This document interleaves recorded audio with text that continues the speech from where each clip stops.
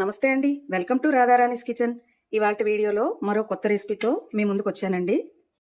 Home made chocolate egg cake అండి.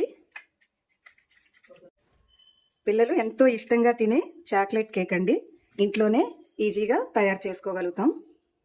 చూడండి ఎంత చక్కగా వచ్చిందో, చాలా సాఫ్ట్గా, చాలా బాగా వచ్చిందండి.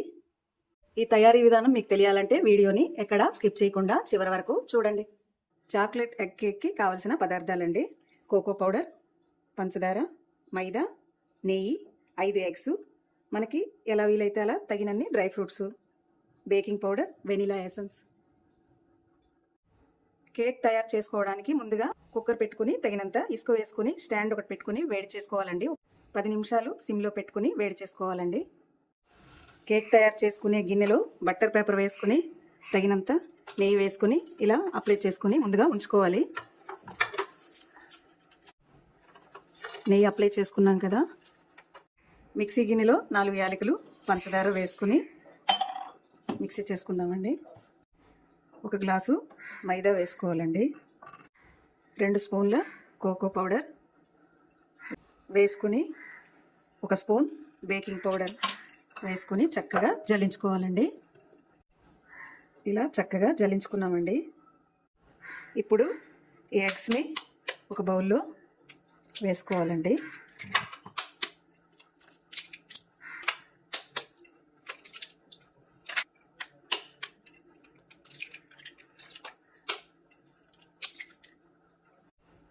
ఎగ్స్ అన్నింటినీ వేసుకున్నాం కదా, ఇప్పుడు అన్నింటినీ బాగా కలిసేలా చక్కగా కలుపుకోవాలండి. ఎగ్స్ బాగా నురగలా వచ్చే వరకు కలుపుకోవాలి. చూశారు కదండి, ఎగ్స్ ఇలా నురగలా వచ్చాక మనం ముందుగా మిక్సీ చేసుకున్న పంచదారని వేసుకోవాలి. పంచదార వేసుకున్నాక ఇలా చక్కగా నురగ వచ్చేలా కలుపుకోవాలండి. చూడండి ఎంత చక్కగా కలిసిపోయిందో. ఒకే వైపు ఇలా తిప్పుకోవడం వల్ల కేక్ మంచిగా పొంగుతుందండి, చక్కగా నురగలా వస్తుంది. ఇప్పుడు నెయ్యి వేసుకుని కలుపుకోవాలండి. నెయ్యి వేసుకున్నాక కూడా చక్కగా మొత్తం కలిసేలా కలుపుకోవాలి. మనం ముందుగా మైదా, కోకో పౌడర్ జల్లించుకున్నాం కదా, కొద్ది కొద్దిగా పిండిని వేసుకుంటూ ఇలా కలుపుకోవాలండి. ఇలా కొద్ది కొద్దిగా వేసుకుంటూ కలుపుకోండి. పిండి మొత్తాన్ని ఒకేసారి వేసుకోకూడదు.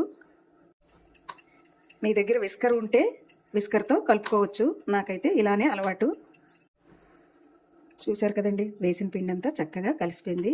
ఇంకాస్త పిండి ఉందండి, ఈ పిండిని కూడా వేసుకొని చక్కగా ఉండలేమీ లేకుండా నురగా వచ్చేలా ఒక 10 నిమిషాలన్నా మంచిగా కలుపుకోవాలండి. చూశారు కదండి, ఈ విధంగా కన్సిస్టెన్సీ ఉండాలండి. చూశారు కదండి, 10 నిమిషాలు ఇలా కలుపుకోవడం వల్ల నురగలా వచ్చింది.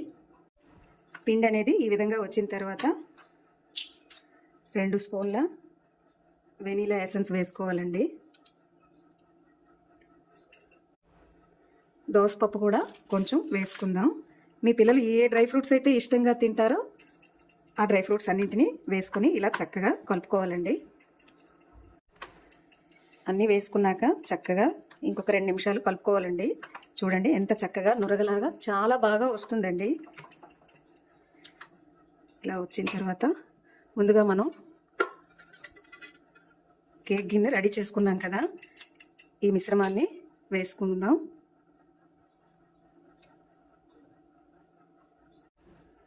పిండి మిశ్రమాన్ని వేసుకున్నాం కదండి, 2-3 సార్లు ఇలా చేయాలండి. దీనివల్ల మనకి కేకు చక్కగా పొంగుతుందండి. మనం ముందుగా వేడి చేసి ఉంచుకున్న కుక్కర్ గిన్నెలో ఈ మిశ్రమాన్ని పెట్టేయాలండి. పైన కొన్ని డ్రై ఫ్రూట్స్ని వేసుకుందామండి. మూత పెట్టుకుని 45 నిమిషాలు ఉడకనివ్వాలండి. 45 నిమిషాలు అయిందండి, ఉడికిందో లేదో చూద్దాం.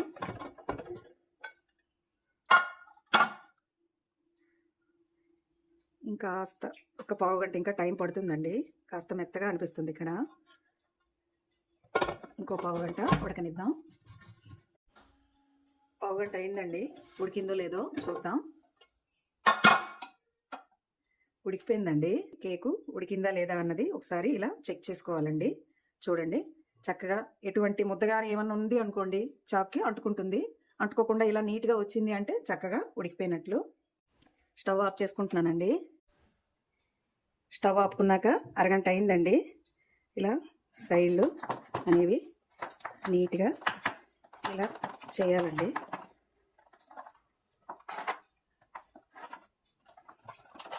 ఇప్పుడే మనకి కేక్ అనేది బయటికి రావడానికి చక్కగా వస్తుంది.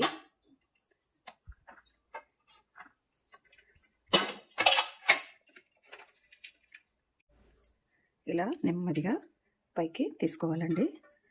చూడండి ఎంత చక్కగా వచ్చిందో.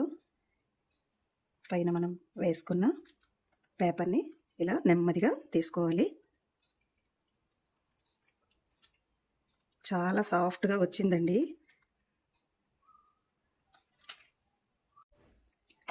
ఇది ఇంట్లో తయారు చేసుకునే కేక్ కదండి, అందరూ చక్కగా ఎంజాయ్ చేయొచ్చండి. అంత బాగా వస్తుంది. చూడండి ఎంత చక్కగా వచ్చిందో. చాలా చాలా సాఫ్ట్గా వచ్చిందండి.